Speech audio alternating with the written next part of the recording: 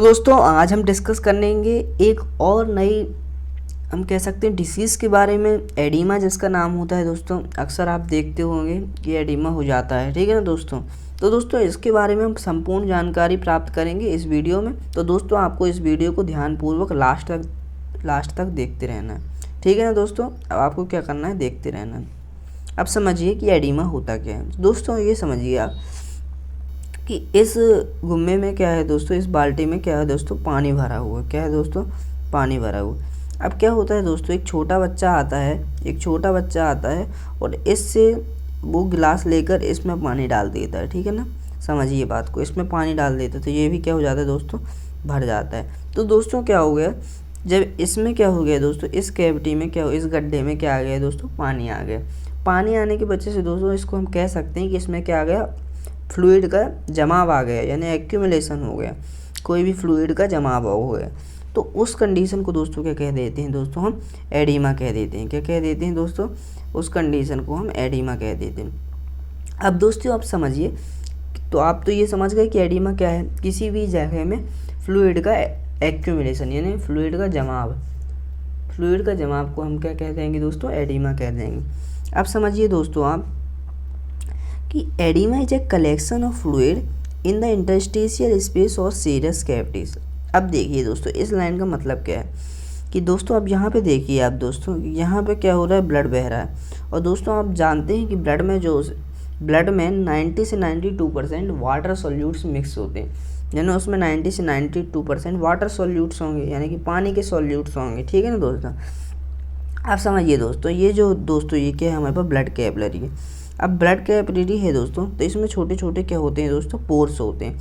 Pores होने के कारण दोस्तों इसमें से थोड़ा थोड़ा जो अपना जो फ्लूइड होता है वो क्या होता है दोस्तों, ये जो स्पेस है दोस्तों, इसको हम दोस्तों इंटरस्टिशियल स्पेस बोलते हैं, ठीक है ना दोस्तों।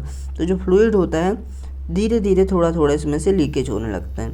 अब लीकेज होता रहता है तो यहाँ का जो ब्लड वेसल का जो दोस्तों ब्लड का जो वॉल्यूम है वो भी कम जाता है और ब्लड प्रेशर भी कम जाता है। तो दोस्तों इसमें जो एक प्रकार प्रोटीन होता है एल्ब्यूमिन जिसको कहते हैं, तो एल्ब्यूमिन दोस्तों ये क्या करता है, मेंटेन करता है ऑस्मोटिक बैलेंस को, और ऑस्मोटिक बैलेंस को बैलेंस करता है, ऑस्मोटिक प्रेशर को बैलेंस करता है दोस्तों। तो क्या हुआ दोस्तों, जो इंटरस्टिशियल स्पेस में जो फ्लूइड है उसको क्या कहेंगे दोस्तों, इंटरस्टिशियल फ्लूइड कहेंगे, उसको क्या कहेंगे, इंटरस्टिशियल फ्लूइड। अब एल्ब्यूमिन रहेगा, यहाँ से यहाँ पे क्या है दोस्तों, एल्ब्यूमिन भी है, ये एल्ब्यूमिन भी है, तो एल्ब्यूमिन भी बाहर चला जाता है, ठीक है ना। तो एल्ब्यूमिन जब बाहर चला जाएगा तो देखेगा कि अरे यार ब्लड प्रेशर अंदर का कम हो गया, ब्लड प्रेशर अंदर का क्या होगा दोस्तों, कम हो गया। तो अब वो क्या करेगा, यहाँ से रिटर्न करेगा पूरे फ्लूइड को अपनी ब्लड कैपिलरी के अंदर। तो इसमें क्या हो जाएगा दोस्तों, ब्लड प्रेशर भी मेंटेन हो जाएगा दोस्तों, और ब्लड वॉल्यूम भी मेंटेन हो जाएगा। तो ये इतना सारा चीज़ ये हमारे पास, ये कौन करेगा दोस्तों, ये एल्ब्यूमिन करेगा। तो दोस्तों कभी कभी क्या होता है, अक्सर जो एडिमा होते हैं ये एल्ब्यूमिन की कमी से हो जाते हैं, क्योंकि उनके शरीर में प्रोटीन की कमी होती है। जो एल्ब्यूमिन है दोस्तों एक प्रकार का प्लाज्मा प्रोटीन से जो 6 से 8% पाए जाते हैं, ये प्लाज्मा प्रोटीन्स होते हैं। तो दोस्तों इसकी वजह से भी जो हमारा फ्लूइड है वो इंटरस्टिशियल स्पेस में ही रह जाता है, जिसकी वजह से हमको ये बाहर लौट नहीं पाता अंदर ब्लड कैपिलरी के अंदर, और उसकी वजह से भी दोस्तों हमको एडिमा देखने को मिलता है। दोस्तों अब यहाँ पे आप समझ गए कि यहाँ पे कलेक्शन हो जाता है इंटरस्टिशियल फ्लूइड का, ठीक है ना दोस्तों। तो उसकी वजह से एडिमा आपको देखने को मिल जाता है। दोस्तों हमारा सेकेंड पॉइंट है, it becomes evident only when 5-6 litre of fluid has accumulated in the water depots. दोस्तों इसका मतलब ये है कि ये तभी स्पष्ट होता है जब हमारी जो एक्यूमुलेशन हो जाता है वाटर का, लगभग कितना एक्यूमुलेशन होता है, 5 से 6 लीटर, ठीक है ना दोस्तों। तो उस कंडीशन में दोस्तों तरल पदार्थ जो हो जाता है 5 से 6 लीटर जमा हो जाता है, जिसकी वजह से हमको ये कंडीशन देखने को मिलती है, और ये कंडीशन हमको स्पष्ट होती कि हाँ ये एडिमा है। दोस्तों आप समझिए आप कि पिटिंग यानी होता है गड्ढा, मैंने बताया था आपको गड्ढा। तो pitting on pressure occurs when circumstances the limb is increased by 10%। तो दोस्तों दबाव डालने पर गड्ढे पड़ते हैं। जब जिसको एडिमा होता है ना दोस्तों, तो उसको थोड़ा सा आप दबाव डालेंगे, जो आगे आपको पिक्चर्स में दिखाऊंगा आपको। तो दोस्तों यहाँ पे जैसे हम प्रेशर डालेंगे किसी भी जगह पे, तो वहाँ पे गड्ढा बन जाता है। तो गड्ढा बन जाने को क्या बोलते हैं दोस्तों, पिटिंग कहते हैं। तो वहाँ पे हम प्रेशर देंगे तो वहाँ पे क्या बन जाएगा दोस्तों, पिटिंग बन जाएगा। जैसे यहाँ पे आप देखिए दोस्तों, ये एक जगह है, ये एक हमारे पास दोस्तों जगह है। अब यहाँ पे थोड़ा सा हम प्रेशर देंगे तो गड्ढा बन जाता है, इसको पिटिंग कहते हैं दोस्तों। और ये दोस्तों तब बनते हैं जब अंक की जो परिधि होती है, किसी भी अंक की जो परिधि होती है वो इंक्रीज्ड हो जाती है 10% से, ठीक है ना दोस्तों। तो ये दोस्तों एडिमा कहलाता है। दोस्तों अब हम जानेंगे कि मैकेनिज्म क्या होती है, एडिमा की क्रिया विधि क्या होती है, ठीक है ना दोस्तों। तो यहाँ पे देखिए दोस्तों, पहला पॉइंट है हमारा increase capillary permeability when it is damage. अब दोस्तों यहाँ पे देखिए, जैसे हमारे पास ये कैपिलरी है, अब कैपिलरी में दोस्तों क्या हुआ, डैमेज हो गए। मान लीजिए यहाँ से क्या हो गया दोस्तों, डैमेज हो गए, यहाँ से इतना पार्ट डैमेज हो गया। अब यहाँ से इतना पार्ट डैमेज हो जाएगा तो दोस्तों जो हमारा फ्लूइड होएगा वो लगातार बाहर जाता जाएगा, और जब बाहर जाएगा तो क्या हो जाएगा दोस्तों, एक्यूट इन्फ्लेमेशन हो जाएगी। एक्यूट इन्फ्लेमेशन यानी कि वहाँ पर दोस्तों क्या हो जाएगा दोस्तों, बहुत सारी सूजन आती जाएगी, जिसकी वजह से दोस्तों ये एडिमा देखने को हमको मिल जाता है। सेकेंड पॉइंट है दोस्तों हमारे पास, देखिए आप, increased capillary pressure. Increased capillary pressure, अब दोस्तों यहाँ पे देखिए आप, ये हमारे पास क्या हो जाता है दोस्तों, जैसे हमारी ये पे क्या है दोस्तों, ये हमारे पास हमारी एक आर्टरी है, ठीक है ना, समझिए आप आर्टरी। अब वहाँ पे दोस्तों क्या हुआ दोस्तों, यहाँ पे हमारी अब क्या ब्लड अच्छे से पंप नहीं कर पा रहा हार्ट, तो जो हमारी आर्टरीज हैं उनमें ज़्यादा प्रेशर पड़ेगा। प्रेशर पड़ने के कारण दोस्तों उसमें भी लीकेज होगा, और जब लीकेज होगा तो फ्लूइड यहाँ बाहर जाएगा, फ्लूइड बाहर जाएगा तो सूजन आएगी, जिसकी वजह से एडिमा हमको देखने को मिलेगा। ये दोस्तों जैसे इसका एग्जांपल है कार्डियक फेलियर, तो उस केस में भी दोस्तों ऐसा ही होगा, ठीक है ना दोस्तों। दोस्तों अब हमारा तीसरा पॉइंट है दोस्तों, देखिए आप, decrease osmotic pressure of blood, example hypoproteinemia. दोस्तों अभी मैंने आपको जैसा कि बताया था वो वही है पूरा चीज़, कि हमारा जो दोस्तों ऑस्मेटिक प्रेशर है जो कि एल्ब्यूमिन मेंटेन करता है, ठीक है ना दोस्तों। तो ऑस्मेटिक प्रेशर यहाँ पे दोस्तों, यहाँ पे क्या हो जाएगा दोस्तों, ब्लड का कम हो जाएगा। और इसकी मेन वजह क्या है दोस्तों, हाइपोप्रोटीनीमिया, यानी कि ब्लड में प्रोटीन के स्तर की कमी होना, मेनली एल्ब्यूमिन के स्तर की, मेनली किसके स्तर की दोस्तों, एल्ब्यूमिन के स्तर की। तो उसकी वजह से दोस्तों हमारा जो टिश्यू स्पेस में हमारा जो भी फ्लूइड होगा वो ब्लड कैपिलरी के अंदर नहीं आ पाएगा, जिसकी वजह से ऑस्मोटिक प्रेशर कम होगा, ब्लड वॉल्यूम भी कम हो जाएगा, ब्लड प्रेशर भी कम हो जाएगा। अब दोस्तों आप समझिए यहाँ पे कि हमारा फोर्थ पॉइंट क्या है, डैमेज लिम्फेटिक ड्रेनेज। दोस्तों लिम्फेटिक ड्रेनेज हम उसको कहते हैं कि जैसे हमारे पास कोई भी लिम्फेटिक वेसल्स है, ठीक है ना दोस्तों, ये समझिए। लिम्फेटिक वेसल्स से दोस्तों क्या होता है, हमारा जो फ्लूइड होता है वो बाहर जाने लगता है, फ्लूइड बाहर अधिक मात्रा में बाहर जाता है दोस्तों। तो उसकी वजह से क्या हो जाता है दोस्तों, हमारे जो अंग होता है उसमें बहुत ज़्यादा इन्फ्लेमेशन, सूजन आ जाती है, और जब हम उसको दबाते हैं तो उसमें गड्ढा भी बन जाता है, और गड्ढा नहीं भी बनता है, जिसको हम नॉन पेटिक एडिमा कहते हैं। आगे मैं इसको डिस्कस करूँगा। जैसे एग्जाम्पल है दोस्तों फिलेरियासिस। दोस्तों फिलारियासिस को दोस्तों मैं आगे आपके साथ डिस्कस करूँगा, ठीक है ना दोस्तों। तो इसमें दोस्तों क्या होता है कि हमारा जो पूरा एक पैर जो हो जाता है दोस्तों, बिल्कुल पूरा हाथी, इसको बोलते हैं दोस्तों हाथी पाँव, ठीक है ना दोस्तों, हाथी पाँव भी इसको बोलते हैं। पूरा जो हमारा पैर होता है पूरा सूजन आ जाती है पूरे पैर में, यहाँ तक कि लिंग में भी सूजन आ जाती है, और स्क्रोटम में भी दोस्तों सूजन आती है इस केस में, फिलारियासिस के, ठीक है ना दोस्तों। दोस्तों हमारे पास देखिए आप, जो एडिमा होता है, ये तो मैं पहले आपको बताया कि पहला एडिमा है दोस्तों हमारे पास पिटिंग एडिमा, ठीक है ना दोस्तों, पिटिंग यानी जिसमें गड्ढा बन जाता है, पिटिंग एडिमा, ठीक है ना दोस्तों। और दूसरा है हमारे पास दोस्तों नॉन पिटिंग एडिमा, जिसमें दोस्तों उसको दबाने पर गड्ढा नहीं बनता है। तो ये चीज़ आप समझ गए। दोस्तों आप यहाँ पे देखिए, हमने एडिमा को दो भागों में बांटा हुआ है, यूनिलेटरल यानी किसी भी एक अंग में होगा, बाईलेटरल यानी दोनों अंग में होगा। तो दोस्तों आप यहाँ पे देखिए, यूनिलेटरल का कारण है दोस्तों कुछ लिम्फेटिक कारण है, जैसे फिलारियासिस। हाथी पाँव के नाम से इसको जाना जाता है दोस्तों। यह एक परजीवी संक्रमण है जो मच्छर के काटने से फैलता है और लासिका प्रणाली को प्रभावित करता है, जिससे ऊतकों में सूजन और विकृति हो जाती है और पूरा जो दोस्तों पूरा हमारा जो पूरा पैर है वो सूज जाता है एक एक अंग में, ठीक है ना दोस्तों। दोस्तों अब यहाँ पे देखिए प्रेशर बाय न्यू ग्रोथ और मेटास्टेसिस। दोस्तों मेटास्टेसिस मैंने कैंसर में पूरा आपको अच्छे तरीके से बताया है, उसको जाके वहाँ से देख लीजिए। रेडिएशन के कारण भी दोस्तों कभी कभी हो जाता है। ट्रोमेटिक यानी कि ब्रूसाइसिस हो जाती हैं दोस्तों, स्प्रेन्स हो जाती हैं दोस्तों, है ना। और फ्रैक्चर आपको देखने को फ्रैक्चर के कारण भी अब फ्लूइड फ्रैक्चर हो गया है तो उसकी वजह से ब्लड वेसल वहाँ की पूरी रप्चर हो गई, जिसकी वजह से भी एडिमा देखने को मिल जाता है। दोस्तों नेक्स्ट रीजन है दोस्तों इन्फेक्शन, सेलुलाइटिस हो गई। सेलुलाइटिस क्या है दोस्तों कि हमारे किसी भी अंग में जैसे रेडनेस आ गई, है ना, और रेडनेस आ गई और स्किन में भी रेडनेस आ गई और उसके निचले स्तर में भी दोस्तों क्या आ गई, रेडनेस आ गई, और रेडनेस के कारण भी दोस्तों क्या आ गई, सूजन आ गई। तो ये इन्फेक्शन के कारण है ना, तो ये सेलुलाइटिस है। कार्बंकल दोस्तों आपको स्क्रीन में इसकी इमेज दिख रही होगी दोस्तों। मेटाबॉलिक गाउट, यहाँ पर गाउट समझिए दोस्तों क्या होता है कि यूरिक एसिड के क्रिस्टल्स का दोस्तों क्या हो जाता है, जमाव हो जाता है, उसकी वजह से भी दोस्तों इन्फ्लेमेशन आ जाती है। ये एक अर्थराइटिस का दोस्तों टाइप ही कहलाता है, ठीक है ना दोस्तों। वीनस थ्रोम्बोसिस दोस्तों ये क्या होता है दोस्तों कि इसमें क्या होता है दोस्तों, शरीर के नसों में रक्त का थक्का जमना, शरीर के नसों में थ्रोम्बोसिस यानी दोस्तों थक्का जमना, जिससे कि दोस्तों क्या हो जाता है, डीप वेन थ्रोम्बोसिस, जिसको हम क्या बोलते हैं दोस्तों, डीप वेन थ्रोम्बोसिस इसको कहा जाता है दोस्तों। यह एक गंभीर स्थिति है जिसमें रक्त का थक्का जमा होता है और फेफड़ों में भी दोस्तों ये जा सकता है, जिससे पल्मोनरी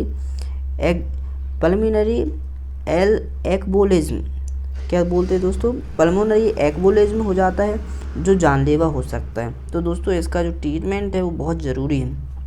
वेरिकोज वेन जिसको मैं आगे आपको बात डिस्कस करूँगा। हेरिडिटरी मिलरी डिसीज़ दोस्तों ये क्या होता है दोस्तों, हेरिडिटरी यानी जो दोस्तों वंशानुगत होते हैं, हमारे माता पिता या बुजुर्गों से आई होती हैं। तो मिलर डिसीज़ क्या होती है दोस्तों, ये एक जन्मजात लिम्फेडिमा है जो आमतौर पर पैरों में होता है और लासिका प्रणाली को क्या कर देता है दोस्तों, ख़राब करता है। और उसमें से क्या होता है दोस्तों, लासिका जो द्रव होता है, जो लिम्फ होता है, उसका संचय बाहर होने लगता है, एक्यूमुलेशन बाहर होने लगता है, जिसकी वजह से हमको दोस्तों मिलर डिसीज़ देखने को मिलती है। ये डिसीज़ दोस्तों वंशानुगत डिसीज़ होती है। तो दोस्तों ये यूनिलेटरल एडिमा के रीजन्स हैं, मतलब कि एक तरफा यानी कि एक कोई भी एक अंग में ही हमको देखने को मिलेंगे। अब दोस्तों हम देखते हैं कि हमारे पास बाइलेटरल एडिमा क्या होता है। अब समझिए दोस्तों इसके कारण क्या है, यानी दोनों पैरों में देखने को मिलेगा। कार्डियक यानी कि कार्डियक कंजस्टिव कार्डियक फेलियर, यानी कि कार्डियक जो फेलियर पेशेंट होते हैं या फिर उनके वेंट्रिकल्स या एट्रियम अच्छी तरीके से वर्क नहीं कर रहे हैं, तो उस केस में दोस्तों हमारे पास ये एडिमा देखने को मिल जाता है। दोस्तों अब देखिए आप left ventricle failure LVF, left ventricle failure में क्या होगा दोस्तों, वो फेलियर हो जाएगा। अब जो फ्लूइड होएगा दोस्तों क्या जमा होने लगेगा, फेफड़ों में जमा होने लगेगा, उसकी वजह से दोस्तों क्या हो जाएगा, पल्मोनरी एडिमा हो जाएगा। और दोस्तों जो एडिमा के नाम होते हैं वो किस अंग में उसके आधार पर डिसाइड होते हैं। जैसे आपके पास फेफड़ों में हो गए तो उसको पल्मोनरी एडिमा बोलते हैं, ठीक है ना दोस्तों। ब्रेन में हो गया तो उसको सेरिब्रल एडिमा बोलते हैं। पेरिकार्डियटिस दोस्तों यहाँ पे आइटिस वर्ड लिखा है ना, जिस भी वर्ड के पीछे आइटिस मिलेगा वहाँ पे मतलब क्या होगी दोस्तों, इन्फ्लेमेशन। ये इन्फ्लेमेशन यहाँ पे क्या होगी दोस्तों, इन्फ्लेमेशन। तो जो हार्ट की जो मेम्ब्रेन होती है जिसको आउटर मेम्ब्रेन कहते हैं पेरिकार्डियम, तो दोस्तों उसमें क्या आ जाती है, सूजन आ जाती है, उसकी वजह से भी दोस्तों हमको बायलेटरल एडिमा देखने को मिलता है। एक्यूट नेफ्राइटिस दोस्तों ये जो एक्यूट नेफ्राइटिस है जो किडनी में होती है, नेफ्रोटिक सिंड्रोम की वजह से दोस्तों, जिसमें क्या होता है दोस्तों, किडनी की फिल्टर की जो सिस्टम होता है दोस्तों उसको नुकसान पहुंचता है, जिससे प्रोटीन जो होता है दोस्तों वो मूत्र में आने लगता है, जिसकी वजह से ये हमको कंडीशन देखने को मिलती है, ठीक है ना दोस्तों। हेपेटिक यानी हेपेटिक वर्ड जहाँ भी आता है दोस्तों वो लीवर के लिए लागू होता है। सिरोसिस ऑफ लीवर, इसमें क्या हो दोस्तों, यकृत में स्कार टिश्यू का बनना, जिससे यकृत की कार्यप्रणाली प्रभावित होती है और यह ठीक प्रकार से काम नहीं कर पाता है, और इस कंडीशन को दोस्तों सिरोसिस ऑफ लीवर कहते हैं। ठीक है ना दोस्तों। तो उसकी वजह से भी बायलेटरल एडिमा हो जाता है, लीवर का आकार बढ़ जाता है सिरोसिस ऑफ लीवर में, क्योंकि उसमें स्कार टिश्यू का जमाव हो जाता है। पोर्टल हाइपरटेंशन हो जाती है दोस्तों, हाई ब्लड प्रेशर होता है दोस्तों किन्हीं किन्हीं पेशेंटों को, उसकी अब हाई ब्लड प्रेशर होगा तो यहाँ पूरी कैपिलरी में हाई ब्लड ज़्यादा प्रेशर लगाएगा ब्लड उसकी ब्लड वेसल की वॉल पे, जिससे ज़्यादा यहाँ पे फ्लूइड इकट्ठा होगा और एडिमा हमको देखने को मिल जाएगा। ठीक है ना दोस्तों। आप समझिए दोस्तों, वीना कावा ऑब्स्ट्रक्शन। दोस्तों आप यहाँ पे जानते हैं कि जो वीना कावा ये क्या करती है दोस्तों, ये जितना भी शरीर में डीऑक्सीजनेटेड ब्लड होता है उसको कहाँ ले जाती है दोस्तों, फेफड़ों तक ले जाती है, यानी लंग्स तक ले जाती है। ये एक प्रकार की वेंस होती है। तो इसमें अगर दिक्कत आ जाएगी, इसके फ्लो में दिक्कत आ जाएगी है ना, यहाँ से कहीं से लीकेज हो गई तो दिक्कत हो जाएगी, उस केस में भी हमको एडिमा देखने को मिल जाता है।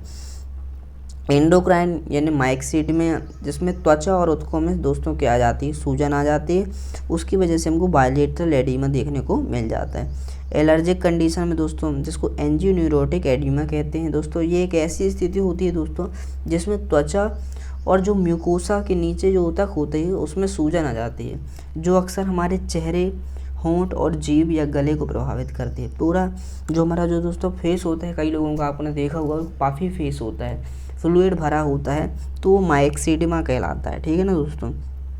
और एंडोक्राइन तो जानते हैं दोस्तों, या ग्लैंड होती है, इसको बोलते हैं दोस्तों डक्टलेस ग्लैंड, यानी कि इसमें सिक्रीशन होता है हार्मोन का ब्लड में बिना डक्ट की सहायता से, यानी बिना नालिका की सहायता से। दोस्तों समझ गए होंगे आप। दोस्तों अब यहाँ पे देखिए दोस्तों, एलर्जिक कंडीशन में एंजियोन्यूरोटिक एडिमा आपने देख लिया कि इसमें ऊतकों में सूजन आ जाती है, जो चेहरे और गले में आपको देखने को मिल जाती है।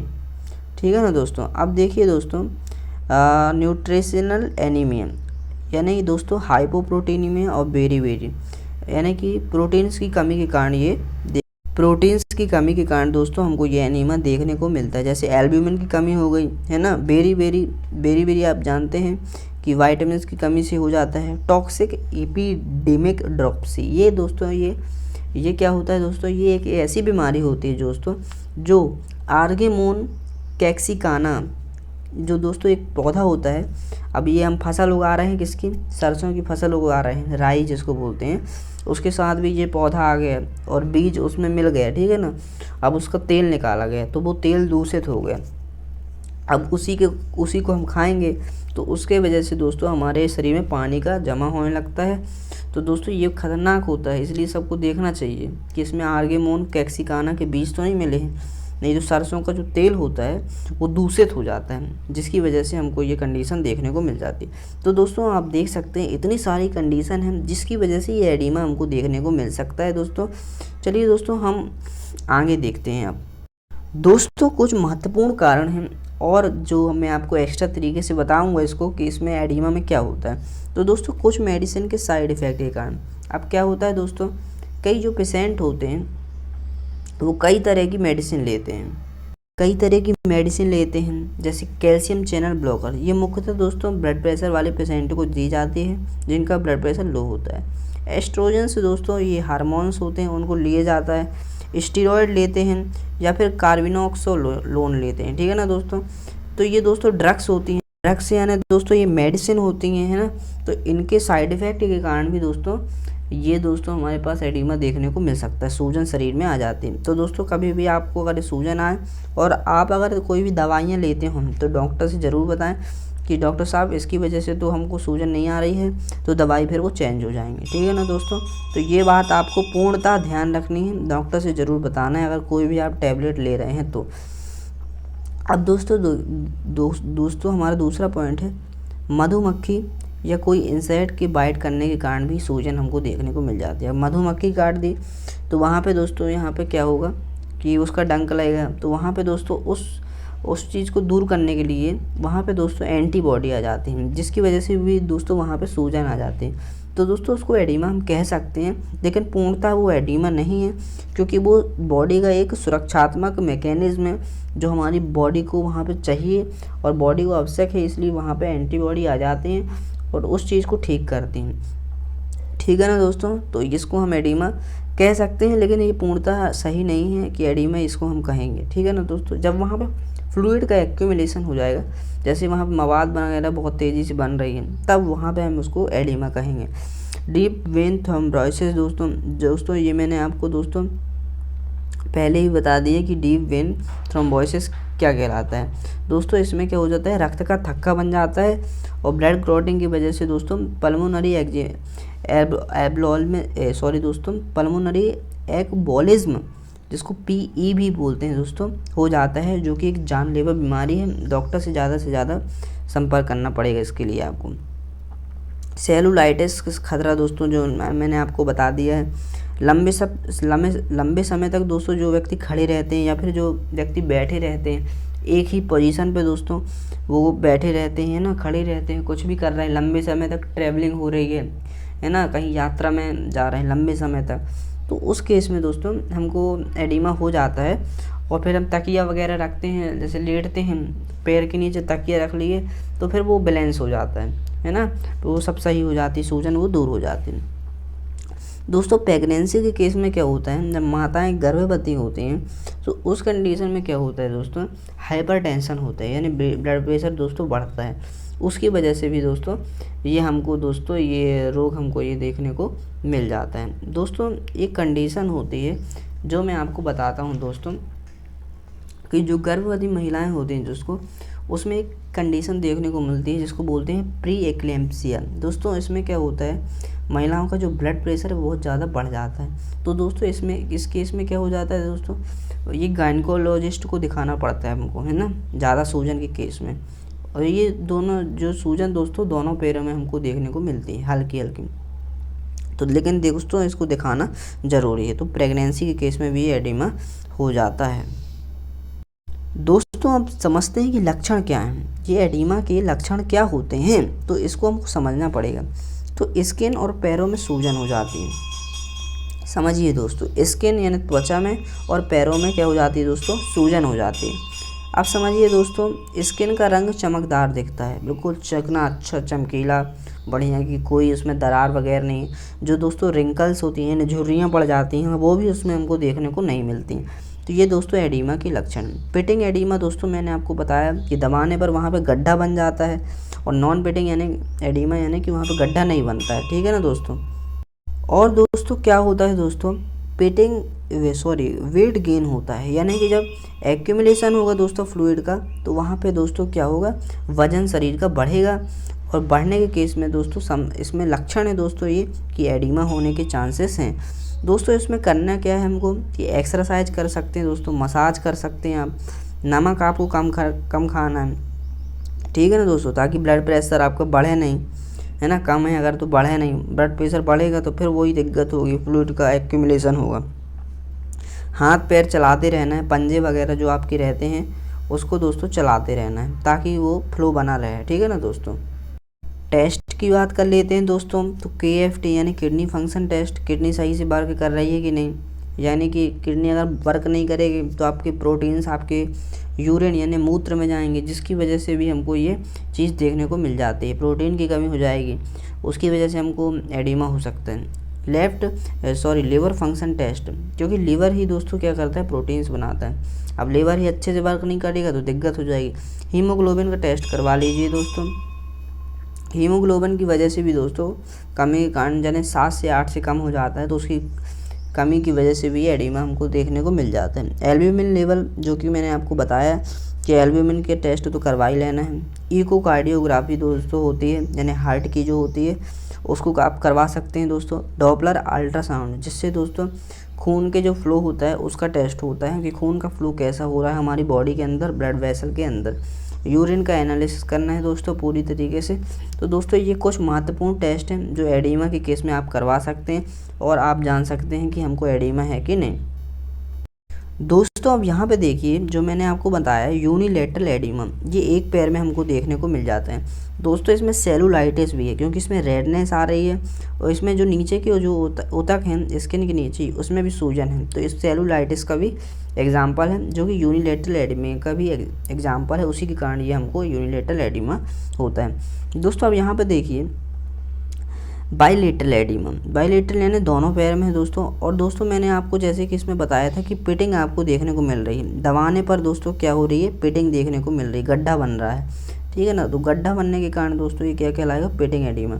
और दोस्तों ये दोस्तों जो ये गड्ढा जो दोस्तों बन रहा है, ये 2-3 सेकेंड के लिए बनता है, या फिर 3-4 सेकेंड के लिए, फिर कम से कम 10 सेकेंड में फिर सही हो जाता है, ठीक है ना दोस्तों। और जो दोस्तों नॉन पेटिंग एडिमा होता है उसमें क्या होता है, दबाने पर दोस्तों गड्ढा नहीं बनता है, वो नॉन पेटिंग एडिमा कहलाता है। दोस्तों आप समझिए वेरिकोज वेन, जो मैंने आपको बोला था कि आगे मैंने पिक्चर की सहायता से बताऊंगा। दोस्तों ये दोस्तों वेरिकोज वेन्स होती हैं, ठीक है ना दोस्तों। ये क्या करती हैं दोस्तों, हमारे जो लिम्फ होता है उसको ऊपर की तरफ ले जाती हैं ताकि वो पूरे ब्लड में सर्कुलेट अच्छे से हो पाए। लेकिन इसके फ्लो में दोस्तों क्या हो जाता है दोस्तों, ऑब्स्ट्रक्शन, यानी कि फ्लो में दिक्कत आती है, फ्लो अच्छे तरीके से नहीं होता है, तो ये गांठ के रूप में पूरी तरीके से बन जाती है पैरों में। आप देख सकते हैं, आपने देखा होगा दोस्तों। तो ये दोस्तों वेरिकोज वेन से उसमें क्लॉटिंग की वजह से दोस्तों ये कंडीशन हमको देखने को मिल जाती है। दोस्तों हमारा जो ट्रीटमेंट है एडिमा का, इसमें दोस्तों डायूरेटिक्स दवाएं दी जाती हैं। डायूरेटिक्स यानी दोस्तों वो दवाइयाँ होती हैं जो हमारे जो मूत्र का जो फ्लो होता है और वॉल्यूम होता है उसको दोस्तों दोनों को बढ़ा देती हैं, ठीक है ना दोस्तों।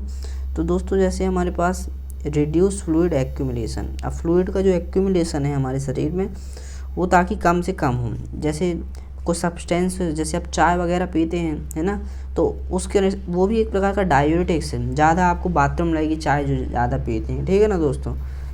तो दोस्तों आपको चाय अगर ज़्यादा पियेंगे तो इस केस में आपको शायद राहत मिल जाए, ठीक है ना दोस्तों। जो मेन टैबलेट है दोस्तों फ्रूसीमाइड दिया जाता है, ठीक है ना दोस्तों, जो लेसेक्स के नाम से आपको मिलती हैं दोस्तों। इसका जो डोज होता है वो आपकी कंडीशन के ऊपर डिपेंड करता है कि आपका एडिमा ज़्यादा सीरियस कंडीशन में है या नॉर्मल है ना। ACE इन्हिबिटर्स यानी फॉर हार्ट रिलेटेड एडिमा के लिए दोस्तों एनालाप्रिल जो वैसोटेक के नाम से मिल जाती है आपको दोस्तों, ये दिया जाता है फॉर हार्ट रिलेटेड एडिमा के लिए, है ना। डाइट में दोस्तों आपको बात कर लें तो प्रोटीन रिच फूड लेना है, ठीक है ना दोस्तों, यानी जिसमें प्रोटीन हो, और सॉल्ट का इंटेक यानी कि नमक कम खाना। दोस्तों आपको मैंने बताया कि जैसे कभी कभी एडिमा हो जाता है तो हम नॉर्मल कभी सूजन आ जाती है तो पैर के नीचे हम लेट जाते हैं, पैर के नीचे तकिया रख लेते हैं, कुछ समय बाद वो ठीक हो जाता है, ठीक है ना। तो उसमें ज़्यादा आपको दिक्कत लेने की आवश्यकता नहीं है। तो दोस्तों ये रही संपूर्ण जानकारी एडिमा के विषय में। दोस्तों अगर आपको वीडियो अच्छी लगी हो तो दोस्तों शेयर ज़रूर कीजिए, और मेरी जो कैंसर वाली वीडियो है वो सारी आप जाके देख लीजिए, उसमें मैंने पूरा डिटेल से एक एक चीज़ के विषय में वर्णन किया है। दोस्तों thank you so much for watching this video.